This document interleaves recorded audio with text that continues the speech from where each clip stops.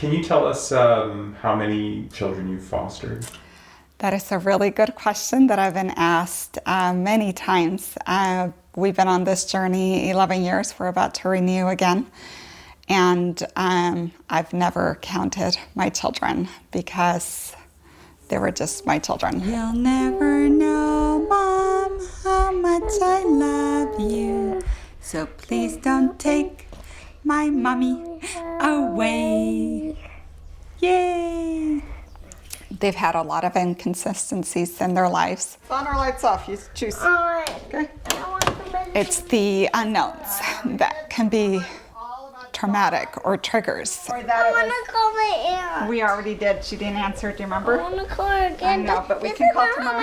A lot of people don't understand what it is like to even take a little road trip to the grocery store, what that might look like for some children, where you have lots of guardian angels. For someone who has trauma, that might mean now you're taking me and giving me to somebody else. What if they wait? You can't, Pumpkin. I know it's so hard.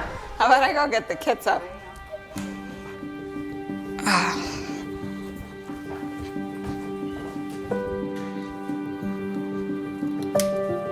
You're awake.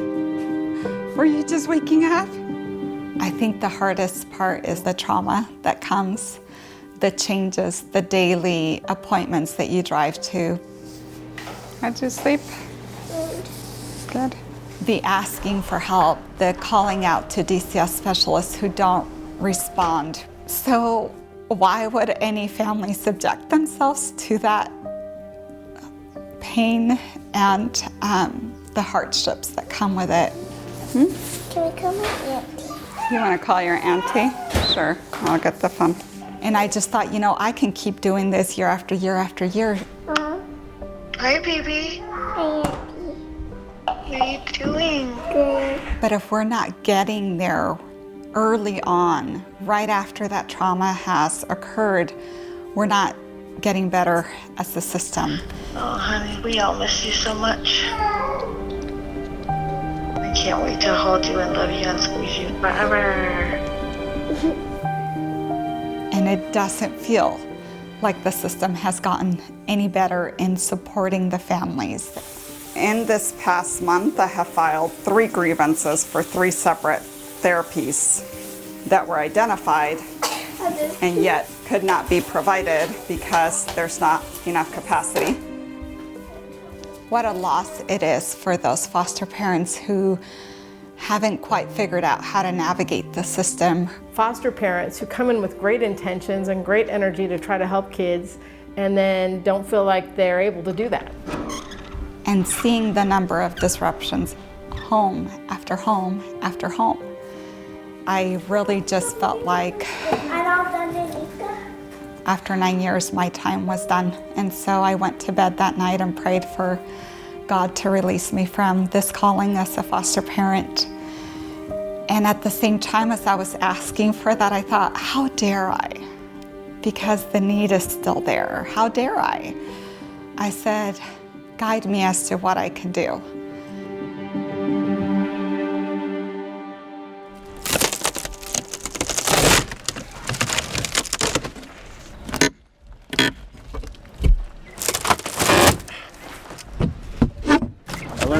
We've all heard it takes a village. But what would it be like if we had a system where we truly took that? Today we are renovating Jacob's Mission Community Center. We want to wrap our arms around the entire family. Being able to provide just basic necessities, whether it's food, clothing, and to help the caregivers when they're burning out, to help children when they're falling behind in school, and being able to just provide a safe environment for them to come to, regardless of whether that child is moved from one foster home to another. This will be the hub, something that allows them for a little bit to forget about some of the trauma that they've endured. No. No? Do you want me to stop? No. We're going to change the trajectory of their lives. Because those very same children that we fostered that are now 19 and 20 who now have their children in the system. That's not fair. Slow down? Huh? Do you want me to slow down? No. No? No. Okay, you like being high?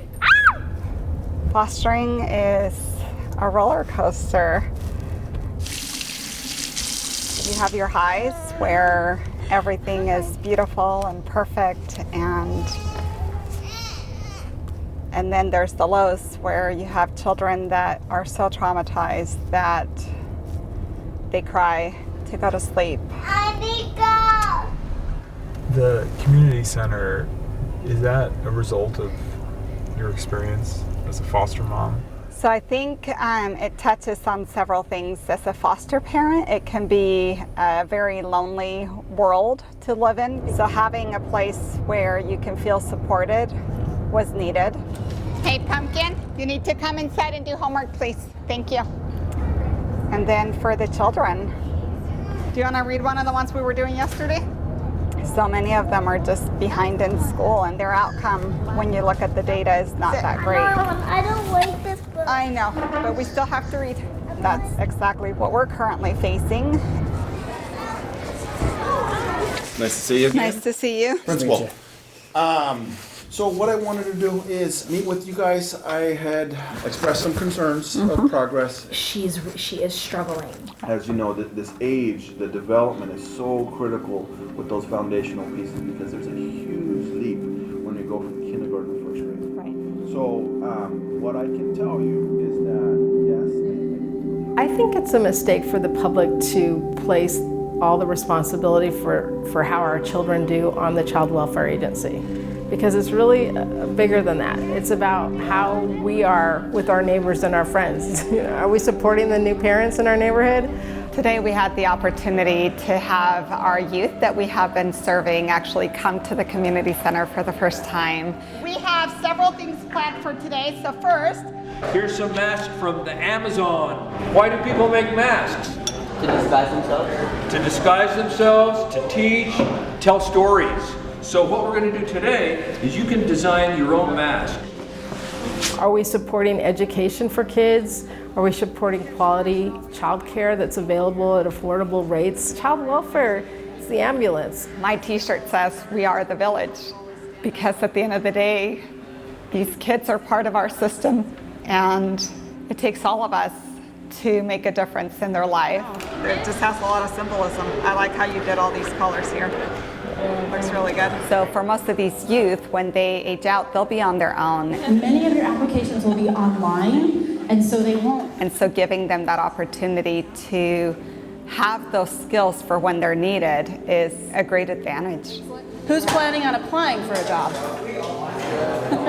So you're here, right? Okay. So whether it's 1, whether it's 10, whether it's 100, it's not the numbers, it's that individual whose life you impacted, and not just for the now, but think of the generations to come.